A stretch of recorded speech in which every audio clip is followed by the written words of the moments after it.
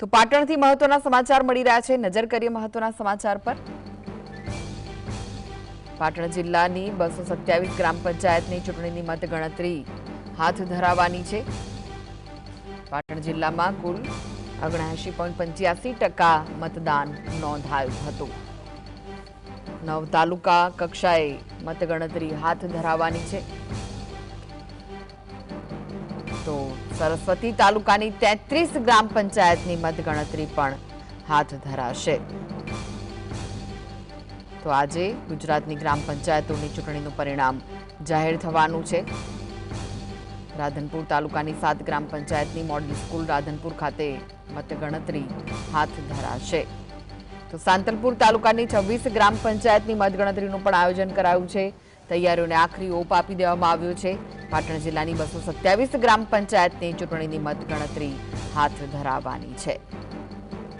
પાટણ જિલ્લામાં કુલ 79.85% જેટલું મતદાન નોંધાયું હતું। તો જિલ્લા અને તાલુકા મથકો પર મતગણતરી કેન્દ્રો સ્થાપિત કરવામાં આવ્યા છે અને શાંતિપૂર્ણ અને નિષ્પક્ષ મતગણતરી સુનિશ્ચિત કરવા માટે મતગણતરી કેન્દ્રો પર અને તેની આસપાસ કડક સુરક્ષા વ્યવસ્થા પણ ગોઠવી દેવાઈ છે।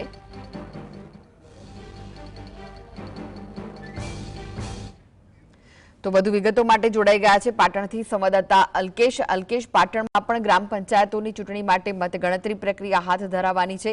કેટલા વાગે શરૂ થશે અને કેવી તૈયારીઓ છે? કૃષ્ણા, ચોક્કસ જે રીતે ગુજરાતમાં 22મી જૂને ગ્રામ પંચાયતની ચૂંટણીનું મતદાન થયા બાદ આજે જ્યારે મતગણતરીનો પ્રારંભ થશે ત્યારે પાટણ જિલ્લાની વાત કરીએ તો પાટણ જિલ્લામાં 227 ગ્રામ પંચાયતોમાં ચૂંટણી યોજાઈ હતી અને લગભગ 79.85% જેટલું મતદાન થયું છે।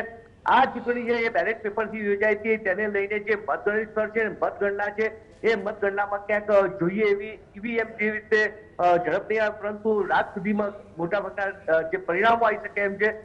ખાસ કરીને જો પાટણ જિલ્લાની વાત કરીએ તો 9 તાલુકા છે ને 9 તાલુકામાં તાલુકા મથકે અહીંયા ચૂંટણીની પ્રક્રિયા મતગણનાની પ્રક્રિયા હાથ ધરાઈ છે। જી કૃષ્ણા। જી, મતગણતરી પ્રક્રિયા હાથ ધરાવવાની છે। બેલેટ પેપરથી મતદાન થયું છે એટલે કદાચ વાર પણ લાગી શકે છે। કઈ કઈ બેઠકો હોટ ફેવરિટ માનવામાં આવી રહી છે અને કયા મુદ્દાઓ મહત્વના રહ્યા છે? ચોક્કસ કૃષ્ણા, આમ તો જે પાટણ જિલ્લામાં યોજાયેલી ચૂંટણીમાં કેટલીક સમરસ થઈ ગઈ છે, પરંતુ જે 221 ગ્રામ પંચાયત છે એની અંદર લગભગ વાત કરો તો મહિલાઓને ત્રિપાક્ષીય જંગ છે, ક્યાંક ચતુષ્કોણીય જંગ છે, ક્યાંક પંચકોણીય જંગ છે। ખાસ કરીને જે ચંદ્રુમણા ગામ છે એ ચંદ્રુમણા ગામની બેઠક તેમજ કહી શકાય કે આ ધારપુરની બેઠક ઉપર સૌથી વધુ મતદાન થયેલું છે ને એને લઈને ઉત્સાહ પણ વધારે હતો। સવારથી વરસાદ હોવા છતાં પણ લોકોએ મતદાન કર્યું હતું અને આજે પણ વાતાવરણમાં ફેરફાર આવે છે। ખાલી ઝરમર જેવો વરસાદનું વાતાવરણ વચ્ચે જો મતગણતરી સ્થળ છે ત્યાં મતગણતરી સ્થળમાં જે બંદોબસ્ત ગોઠવવામાં આવ્યો છે અને બંદોબસ્તને કારણે આજે આ ગ્રામ પંચાયત ચૂંટણીમાં ખૂબ જ મોટા પ્રમાણમાં ગ્રામજનો મતગણના સ્થળે ઉપસ્થિત રહેવાના છે। જી કૃષ્ણ। અલ્કેશ, જે ઉમેદવારો છે તેમનામાં કેવો ઉત્સાહ જોવા મળી રહ્યો છે? જે ચોક્કસ જે રીતે મતદાન થયું છે લગભગ પાટણ જિલ્લાના 9 તાલુકામાં 80% ઉપરાંત મતદાન થયું છે।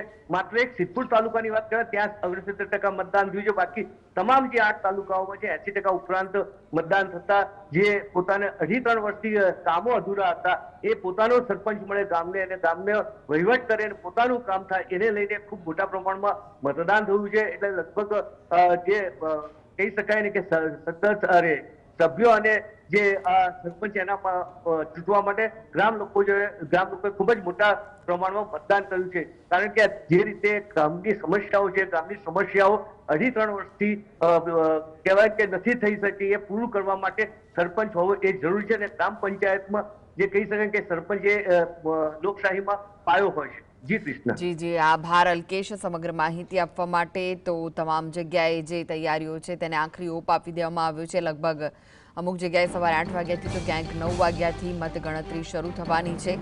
પાટણમાં પણ અનેક જગ્યાએ મતગણતરી શરૂ થવાની છે। રાધનપુર તાલુકાની 7 ગ્રામ પંચાયતની મોડેલ સ્કૂલ રાધનપુર ખાતે મતગણતરી હાથ ધરાશે। જે ઉમેદવારો છે તેમનામાં પણ ભારે ઉત્સાહ જોવા મળી રહ્યો છે।